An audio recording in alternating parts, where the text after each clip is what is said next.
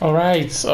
Back to EAFC or FC24, anyone you want to call it. So I'm going to show you guys my normal game settings actually. So the normal game settings is like people are really requesting for it. So this is how it goes. I'm just using the custom controller setting rather. The custom controller setting is what I use because like I move from PES to FIFA, so like I'm using box to shoot, or nothing is too special, nothing really special, you know, the whole thing. And maybe my tackle buttons are too, yes, I'm weird like that.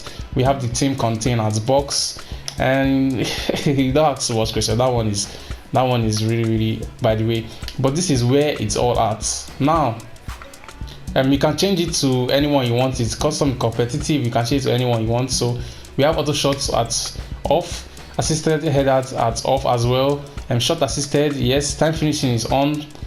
I've not said this one right. Auto flare is on as well. True pass assistance now is on semi because you put in assisted, it's going to be very hard. The AI is really hard this year. Everything about assistance that you can do by yourself, you have to put it off or put it on semi. For me, this is my settings. Ground pass assistance is assisted. Cross assistance is assisted this time, but I'll put it on semi because the crossing in this game is crazy. Like if you cross to a direction, they'll put in another direction. Like you just have to do it all yourself. And then pass receiver lock, you have to put in late. Lock pass assistance is assisted, obviously. Precision passing now, if you put it way high, you're going to cry. You're actually going to cry. Precision in this game is crazy. So like I said, the whole passing in the game is changed. So we have to put it on normal. You cannot put it in high because you're going to cry. Auto clearances are off. Clearance assistance is directional. A lot of people are using classic, but I stick to directional because I want to direct where I'm clearing the ball to. Most times you put in classic, you put it in, you clear the ball to your opponent back, so like they start attacking again. That's not what I want. The jockey here is manual. You can put in assisted, anyone you want, and then we use tactical defending. If you can use legacy, if you're using legacy, you have to move because now we have advanced defending. There's nothing too much to advanced defending, it's just that you have to choose the type of tackle you have to do. Maybe you press X to give a shoulder tackle or you box to give a standing tackle, anyone you want to use, but I'm sticking to tactical defending actually. And then pass block assistance is on. Auto switching now, a lot of people are using air balls and loose balls. That's very great, but for me I chose manual. Yes, manual is, I control everything on FIFA. So because the AI is really crazy, I control every single thing. Now the auto switching moving assistance or auto switch move assistance, for me I put it on very high. A lot of people put it on low. I put it on high because I want my player to follow the ball, or the other player that I'm using to auto switch to follow the ball till I switch it to him. I don't know if you understand me, but that's what I'm doing. That's why I put it in high. And then right stick switching, putting in classic. You can't put in player rotation, you're going to cry. You are actually going to cry. So just leave it in the flicking the flicking of the right button, the R button. And then ball relative, I'm seeing people are saying to put it in player relative. I don't know. I've never tried player relative. If I try player relative, I'll get back to you about that one. But for me now it's ball relative. And then the right stick switching sensitivity is in 5. It was on 4 before, but 5 is the best one. It's just about right. Is in the middle.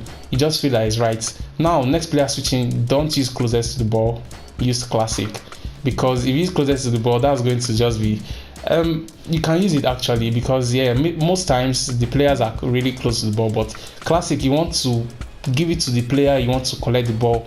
Like how do I even put it? You want to give it to the player that you want to use in collecting the ball from your opponent.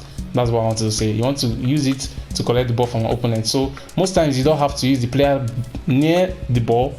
You have to use the player beside or far from the ball. So player lock, I've never used this before. It's on actually. Icon switching is off because I've never used it before. It's just too many things on the screen. So EA is just too many controls, blah blah blah. Contextual dribbling is on, not still using it. Orbit dribbling is off.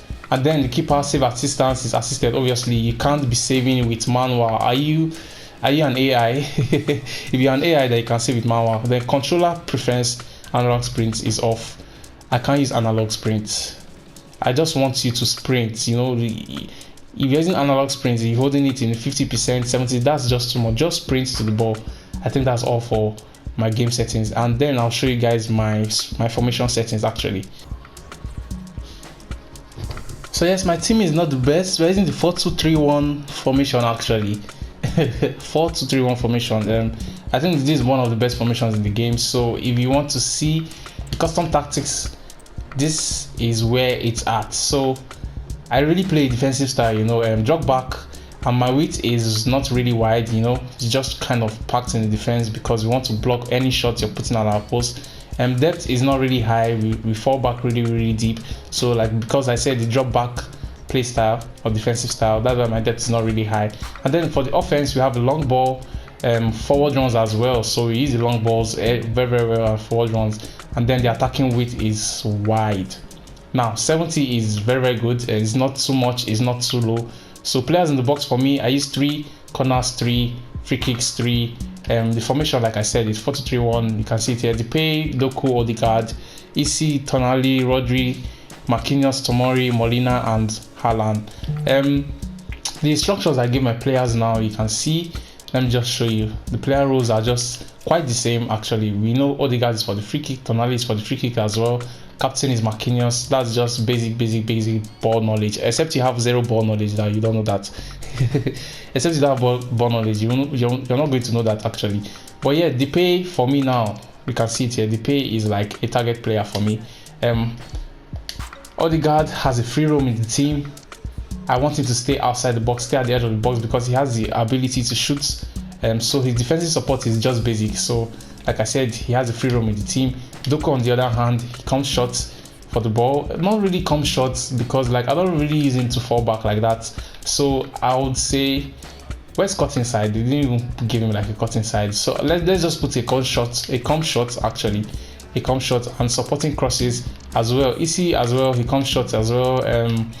Stays wide. Oh yeah. Doku on the other hand, he cuts inside, he doesn't stay wide, he cuts inside. Eafc, I don't really know how to use him like that, so I just put him to stay wide and come short at this point. Rodri on the other hand, Rodri is a balanced attack. Sometimes he goes front, him and Tonali they interchange because yeah, both players are not really attacking minded. And Rodri sticks his position actually and covers the center. Tonali on the other hand, I make him like to go forward with Odegaard at times, and then he sticks his position, also covers the center as well, because yeah, if two of them leave that middle, it's finished for me. Doku and Easy Palazon, they are just doing their normal defensive duties as a right winger or a right wing back, anyone you want to call it. And then for my wing backs, this guy has the pace actually, so I tell him to join the attack and then he overlaps. Him and Molina, they're very good for me, so overlapping and join the attack. Nobody stays back while attacking. And Marquinhos and Tomori does their basic defensive duty. Now, because Marquinhos is not really fast, he stays back while attacking. And for Tomori sticks his position, but I tell him to step up sometimes, so I put him as a step up player in the defensive midfield, in the center defense actually. So yeah, this is all for my formation and tactics. Comment below if you want to see more. See you on the next one. Peace.